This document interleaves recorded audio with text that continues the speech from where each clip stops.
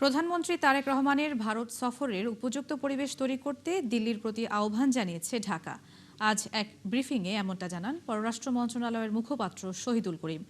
তিনি আরও বলেন, মানবতাবিরোধী অপরাধে দণ্ডিত শেখ হাসিনা ও হাদি হত্যার আসামি সহ পলাতকদের ফেরত পাঠাতে বাংলাদেশ যে চিঠি দিয়েছে তার জবাবের অপেক্ষায় রয়েছেন তারা।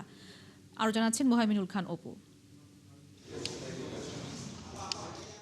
সেপ্টেম্বরের ব্রিক্স সম্মেলনে যোগদানে আমন্ত্রণ, পরে ঢাকায় নিযুক্ত ভারতের হাইকমিশনারের দৌড়ঝাঁপ, একের পর এক গুঞ্জন। সবশেষ আলোচনায় আসে ২১শে আগস্ট ভারত সফরে যাচ্ছেন প্রধানমন্ত্রী তারেক রহমান। সপ্তাহের শুরুতে ঢাকা পররাষ্ট্র মন্ত্রণালয়ের ব্রিফিংয়ে যথারীতি উঠে সেই প্রশ্ন। মুখপাত্র জবাবটা দিলেন কূটনৈতিকভাবেই। This process was initiated by the open press interaction in New Delhi on 5th of August. গত কয়েক সপ্তাহ ধরেই প্রধানমন্ত্রীর সফর নিয়ে আলোচনা চলছিল। আন্তর্জাতিক অপরাধ আদালতে দণ্ডিত শেখ হাসিনার দিল্লিতে ৫ আগস্টের প্রেস কনফারেন্সের কারণে তা ব্যাহত হয়। ওই প্রেস কনফারেন্স নিয়েও আমাদের অবস্থান আগেই পরিষ্কার করেছি। আমরা মনে করি প্রধানমন্ত্রীর সফরের জন্য উপযুক্ত পরিবেশ সৃষ্টি করতে হবে। জুলাই অভ্যুত্থানের পর থেকে ঢাকা দিল্লির সম্পর্কের পারদ কখনো উঠেছে, কখনো নামছে।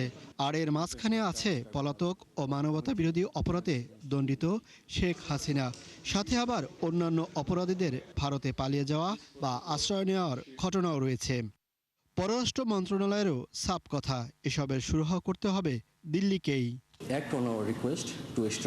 সম্প্রতি প্রত্যর্পণ চুক্তি অনুযায়ী আমরা শেখ হাসিনা এবং অন্যান্য পলাতক অপরাধীদের হস্তান্তর করার কথা বলেছি। তাদেরকে বাংলাদেশে ফেরত পাঠাতে হবে। অন্যদিকে শহীদ শরীফ ওসমান হাদি হত্যাকাণ্ডে অভিযুক্ত ঘাতকদের বাংলাদেশের কাছে হস্তান্তর করতে ভারতীয় কর্তৃপক্ষের কাছে চিঠি দিয়েছি। এরও জবাবের অপেক্ষায় আছি আমরা।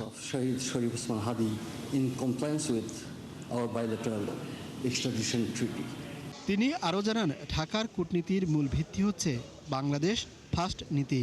সম্পর্ক উন্নয়নের ক্ষেত্রে সার্বভৌম সমতা, জাতীয় মর্যাদা সমুন্নত রাখা এবং একে অপরের অভ্যন্তরীণ বিষয়ে নাক না গলানোর মতো বিষয়গুলো মেনে চলে বাংলাদেশ।